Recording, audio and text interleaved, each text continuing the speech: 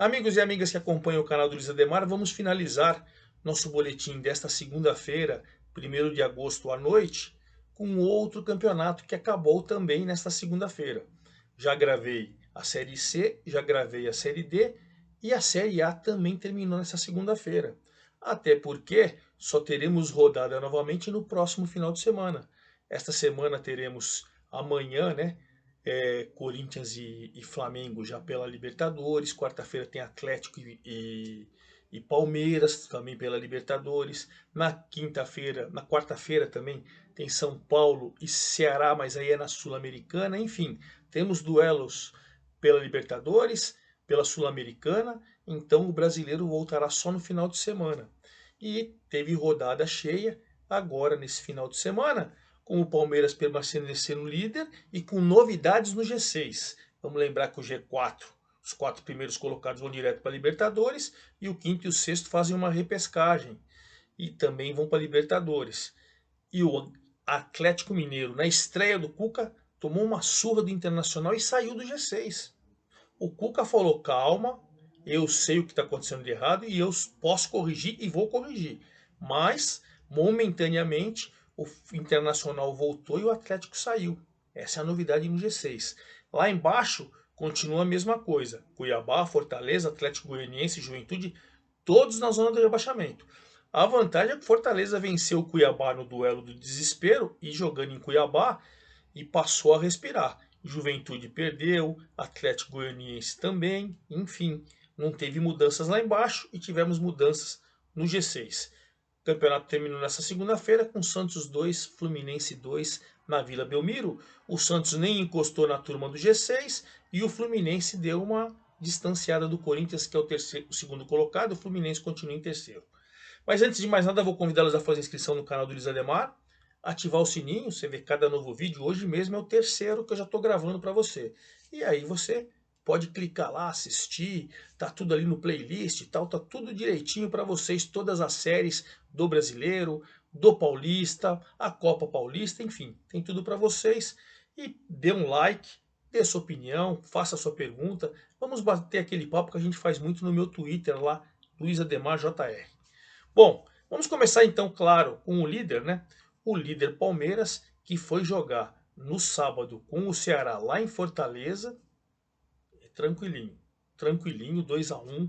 Dudu e o Flaco Lopes, que fez seu primeiro gol com a camisa do Palmeiras, fizeram os gols do Palmeiras. Teve um pênalti pro Ceará que o juiz não deu, o Gustavo Gomes, não deu.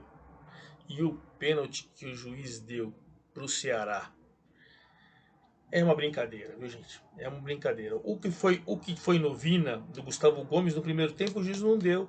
No segundo tempo, nossa. Na verdade, o pênalti que não foi dado no Vina, né? O em cima do Mendonça que tinha sido. Mas enfim, a arbitragem, eu falo muito com a torcida do Palmeiras no Twitter e vou reiterar aqui. A arbitragem que prejudicou o Palmeiras na Copa do Brasil e favoreceu o São Paulo, errou, né? Mas assim também no jogo seguinte, Palmeiras e Cuiabá, o Palmeiras venceu com um erro de arbitragem também. Agora errou, não prejudicou o Palmeiras, né? Só discordo, e eu adoro o técnico Abel do Palmeiras, trabalho fenomenal, enfim, não dá nem para você questionar. É só louco que fala do Abel, que fala mal do Abel. É negócio já vamos vencer contra tudo e contra todos. Para, Abel, para. Tá errando para todo mundo. Se você for, faz um levantamento que você vai ver. Mas de qualquer maneira, o Palmeiras venceu o Ceará 2-1. Ceará que vai jogar com o São Paulo quarta-feira aqui no Morumbi pela Sul-Americana. Palmeiras que vai jogar com o Atlético Mineiro pela Libertadores. Palmeiras líder 42, continua sossegado com 4 de vantagem do Corinthians, continua a mesma coisa, líder tranquilo. Ceará, o Ceará caiu 2 posições, agora é o 14º com 24 pontos. Então tem que tomar cuidado que o Cuiabá tem 20. Ainda não está no desespero, mas não pode ficar próximo ali, né? É o Ceará nessa situação. O vice-líder continua o Corinthians, que também jogou no sábado contra o Botafogo em Itaquerão, né, na Arena, Neoquímica Arena, e venceu por 1-0. O Corinthians veio com time reserva, claro, vai enfrentar o Flamengo amanhã, terça-feira, também em Itaquera pela Libertadores no jogo de ida, né? E aí ele foi com o time reserva, o Mosquito fez o gol, O Corinthians jogou bem, mereceu vencer o Botafogo. O Botafogo perdeu para os reservas do Corinthians. O Corinthians segue em segundo, 38, 4 atrás do Palmeiras. Ponto. Campanha no Brasileiro, não dá para você reclamar de nada. Tranquilo. E olha que o Corinthians, assim como vários clubes, vira e mexe ou faz time misto, time reserva e tal, com os titulares muito pouco. Priorizou Copa do Brasil, priorizou Libertadores, normal. Tudo isso normal. Corinthians segundo colocado, o Botafogo continua lá embaixo, né?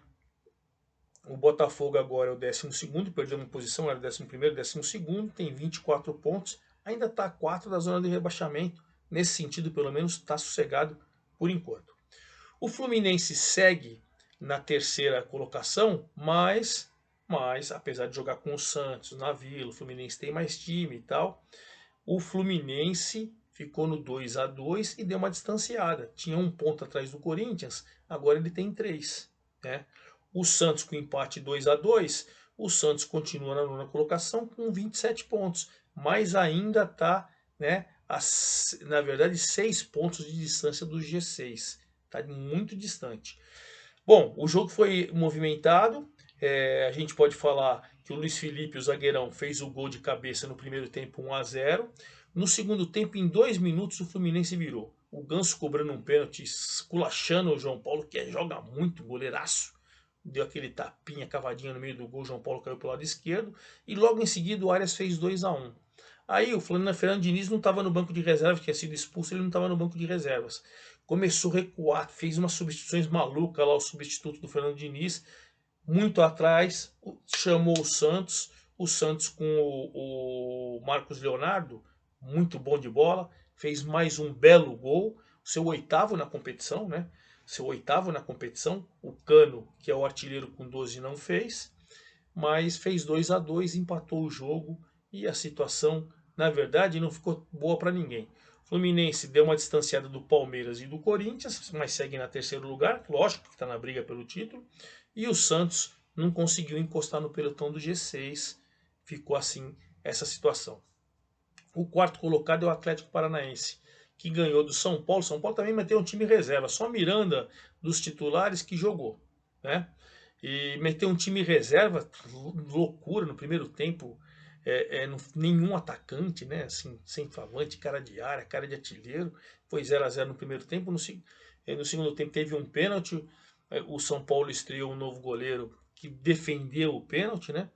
Depois teve um outro pênalti que o Moreira cometeu e aí sim o Vitor Bueno fez 1-0, deu a vitória para o São Paulo, né? O primeiro pênalti o Thiago Heleno cobrou e perdeu, o segundo o Vitor Bueno cobrou e fez. O Atlético Paranaense, com a sua força máxima, fez 1-0 em cima do São Paulo, que estava com time reserva. São Paulo largou mão do brasileiro. Tem que tomar só cuidado para não se aproximar da zona do rebaixamento. Mas ele largou mão. A escalação do Rogério Ceni foi isso. O Atlético Paranaense subiu uma posição, de quinto foi para quarto com 34 pontos. O São Paulo continua no 10ª colocação com 26 pontos. Está a 7 de distância do G6, né? E está a 6 de distância da zona do rebaixamento. Ainda está no meio da tabela, pelo menos está numa situação tranquila, né? O quinto colocado é o Flamengo, que venceu mais uma, goleou o Atlético Goianiense por 4-1, com time reserva também. Assim como o Corinthians, que eles vão se enfrentar. Lázaro, Vidal fez o primeiro gol com a camisa do Flamengo, cobrando pênalti. Marinho e Vitor Hugo fizeram os gols do time reserva. O Wellington Rato descontou para o Atlético Goianiense. Flamengo com quinto, 33, subiu uma posição, né, de sexto para quinto. E o Atlético Goianiense continua na zona de rebaixamento. Agora é o 19º, caiu uma posição com 17 pontos. Hein?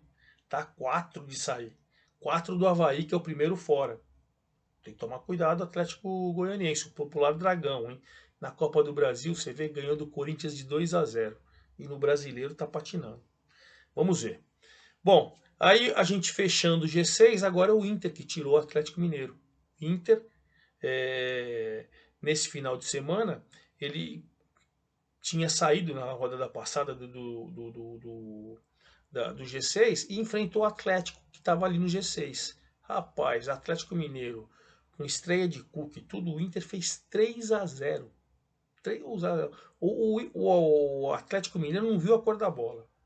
Perdeu de 3, perdeu bem. Poderia perder demais. Maurício fez 2 gols, o Wanderson fez mais um. Inter com 33 voltou para o G6, sexta colocação, subiu uma posição, estava em sétimo. E o Atlético Mineiro caiu para sétimo lugar com 32. Olha o Galo aí, hein? Será que o Galo vai apostar todas as suas fichas também na Libertadores? Porque já que saiu da Copa do Brasil, o Flamengo já eliminou. E olha, 32 para 42 está a 10 do Palmeiras, o seu adversário na Libertadores. Para pegar é difícil, hein? 10 pontos é difícil, veremos, veremos. O oitavo colocado continua sendo o Bragantino. O Bragantino jogou com o Juventude, o Lanterna, agora o Lanterna caiu uma posição, voltou para a Lanterna e fez 1-0 o gol do Elinho. O Bragantino com 30 pontos está a 3 do Inter. Quer dizer, está na briga pelo G8, está na briga para voltar para a Libertadores. Bela recuperação do Bragantino. Juventude caiu uma posição. Com 16 agora ele é o Lanterna, 20º colocado.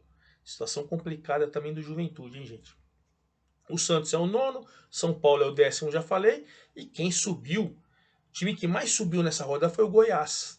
Subiu 3 posições, agora é o 11º colocado. Venceu o Coritiba 1-0, mais um gol do Pedro Raul. Agora o Cano tem 12, Pedro Raul tem 11 e o Caleri tem 10. Bissoli do Avaí tem 9. Bela temporada do Bissoli no Brasileiro, hein? Mas enfim, o Pedro Raul assumiu a liderança, vice-liderança da artilharia isolada, fez o gol da vitória do Goiás, 11º gol. Goiás com 25 pontos é o 11º. O Curitiba com 22 é o 15º, tá 2 do Cuiabá só, hein? Tem que tomar cuidado. Vamos lembrar que aí na metade do turno, o Curitiba estava ali no G4, G6, G4, G6, agora é 15º. Complicado, hein? Botafogo que perdeu, falei para vocês, 12º. O América subiu 2 posições também ao ganhar do Avaí por 3-1 e de virada. O Bissoli, que fez seu 9º gol, fez 1-0 para o Avaí.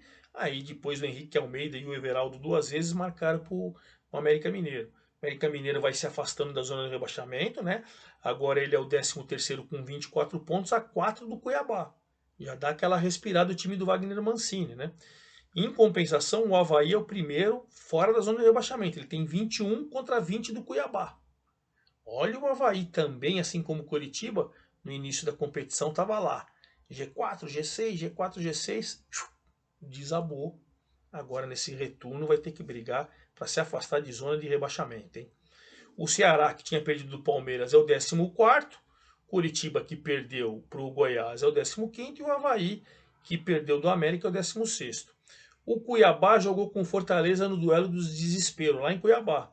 E o Fortaleza venceu com o gol do Robson. Olha que bom. O Fortaleza, que era bom para a torcida do evidentemente do Fortaleza.